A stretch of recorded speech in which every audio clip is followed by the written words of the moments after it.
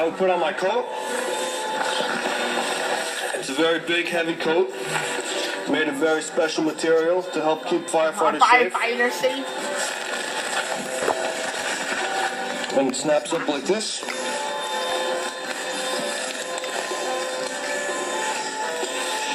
And it has these big yellow stripes on, and this helps, these are reflective. It helps to allow us to see each other in a fire, and if ever we should get hurt or trapped, it would help other firefighters to find us. Then I would put my flashlight on, because it's very dark. Even in the daytime with all the smoke, it's very dark in the fires. Make sure it works. Then I have my fire gloves. And these are also special for firefighting to help protect us from steam and water burns, as well as from touching anything that was hot or sharp. And then I would put on my helmet. And the helmet also has yellow stickers on it that reflect to help see each other. And it has a number, the number of our company. Number 7. And that allows us to identify each other at fires. It also has eye shields that come down in front to help us help protect our eyes. And it has a liner inside that comes down. These flaps come down to help protect our ears so our ears don't get burned. So we're pretty well protected. Then after we got to the fire, I would put my air mask on. Because there's a lot of very dangerous gases in fires. The gas and the smoke is very dangerous. It goes on like this. And it has a belt to go around my waist.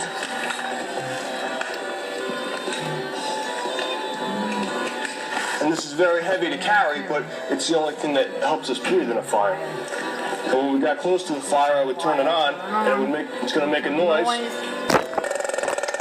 And that lets me know that it's working. And that noise also lets me know if it starts to run out of air. If it starts to run out of air, it makes that noise and it tells me to get out.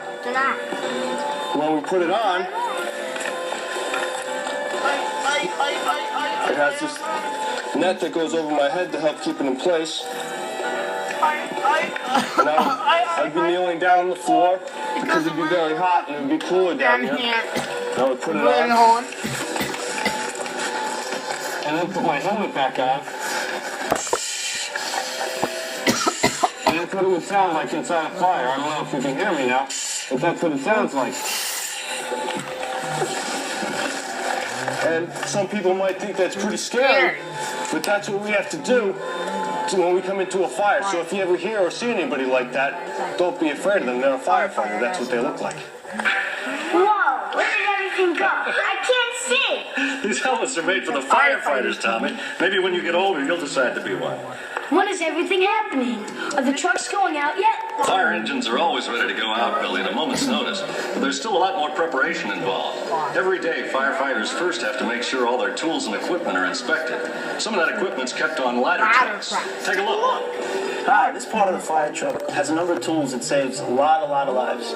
Up here we have what looks like a sled, but it's really called a Stokes. It looks like a sled, but we might use this, actually, if you're hurt in a fire, to bring you out of a building. That's only in a very rare case.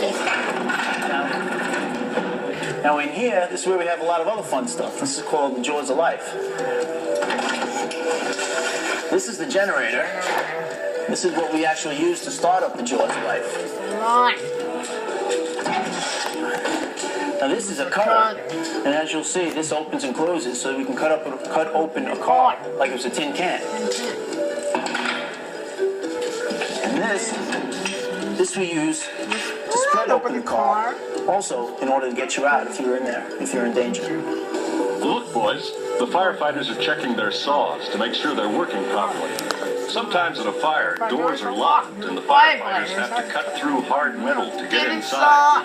The saw can help them get to people in trouble quickly and save lives. The firefighters have to start their saws every day.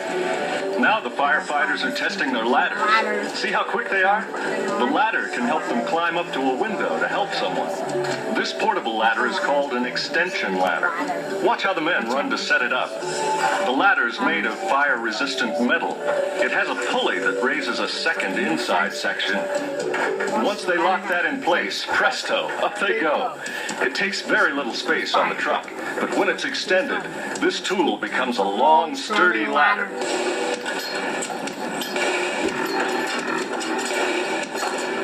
Do they hook up the hoses to a fire hydrant? No, we get the water from a fire hydrant, but then we put it in a special truck called an engine or a pumper. Well, let's talk with Don, the engine driver, about how the pumper works. We call him the chauffeur. This is an engine pumper. This, what it does, it puts water on the fire. That's the job of this apparatus. When we pull up to a fire or any kind, we'd hook up to a fire hydrant and get water inside the pumps through this here fitting right here, 4.5 inch inlet. We would then hook up our hoses to the outlets. These here gates, we pull them to let the water come out, to go through the hoses to the fire. The dials tell me how much water I'm getting from the pressure from the hydrant, how much pressure I'm putting out, and each individual hose line which I open up, we have lines connected to. Well, we have, on this here stretch would be an 1 3/4 hose with 2.5 inch also on it if we get that far into it. This would be basically used for a small fire, 1 room, 2 room fire. That'll be one of those first line stretch. If it's a heavy volume of fire, they won't use that line. They'll only use that on a smaller fire. Otherwise, you use a 2.5 inch line, which you would get more water out of, which is the main thing. The more fire, the more water you want to put onto it. And you would hook it up to either gate. You'd have the right fitting onto it. This is hooked up for the 1 3/4 would go onto this one. Now, if you see the smaller fitting there, so that would be for the smaller hose. This one's hooked up for a Siamese stretch to a large high-rise building. We would supply the Siamese outside in front of the building. You would see, would use a larger hose because you want more water going into that hose. So you use a 3.5 inch hose for that. And that would go onto that. Back here, at the back of the rig is our hose bed. We have 1 3/4, 3.5 inch, and 2.5 inch hose. The 1 3/4, you would take your poles, pull it out, and go to the back of the rig and step back and wait for the other members of the team to pull off their lens that they may need for the fire. Then they would proceed to the fire building. Then the chauffeur and myself would break the line and hook it up to the side of the pumper and proceed to give them water as much as they needed, hopefully. This here is what they call a roller. The members bring inside to the building, a high-rise building, which I would hook up to the Siamese with the 3.5 inch hose. This is used on the interior of that building because they can't bring this hose up 40 or 50 stories. So inside a high-rise building, there's outlets on each floor for them to hook up this hose. They'll bring in approximately 3 lengths to hook up on each individual floor, whatever they may need at that floor. The chauffeur also drives the truck. He's going to show us how to work all the controls. My job is to drive this to the scene of a fire and put water on the fire with this apparatus. Now, in getting there, I would have to first naturally start up the vehicle and proceed. We turn on all the lights, the emergency lights. They would all be going up on top and prepared to leave quarters. All the members would get on, we'd leave quarters with all the lights responding.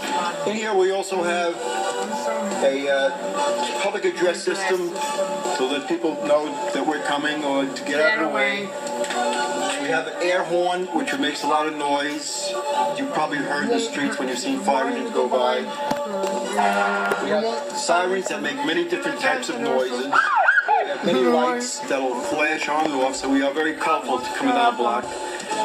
Now, there is an officer normally sits on my right-hand side. He would be in control of the whole operation going to the fire. He takes charge of the lights, the air horn, all that stuff. Because my main concern is driving there and getting there safely as quickly as possible. You know, sometimes firefighters can spend hours just waiting around the firehouse. They're always ready to go, but they never quite know just exactly when somebody's going to call for help. It can be nice and quiet, and then suddenly, there's an emergency now. Somebody's calling for help, and the firefighters are jumping into action. Let's go. Let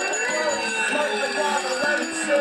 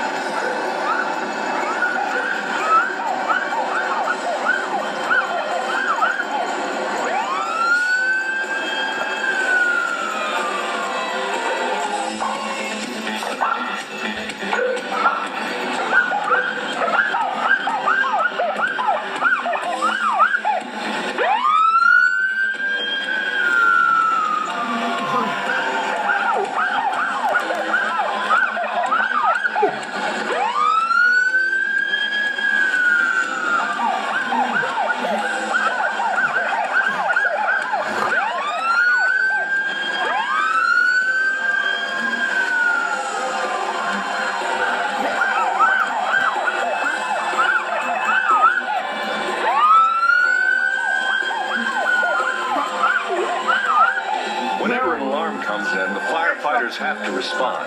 The faster they get there, the more chance that nothing gets out of control. Sometimes firefighters have to go into tall buildings to try and find the smoke before it turns into a big fire. Other times it's just a false alarm or a very small fire. But every time there's a call or an alarm, they still have to leave the firehouse, just in case it's an emergency. For some calls, the fire's already started, and the firefighters have to work very hard and fast to put it out. Stay back, boys. Fighting a fire is very dangerous work, and everyone has to keep behind the trucks to stay safe. Wow, look at those firemen put out that fire. See those hoses spraying water?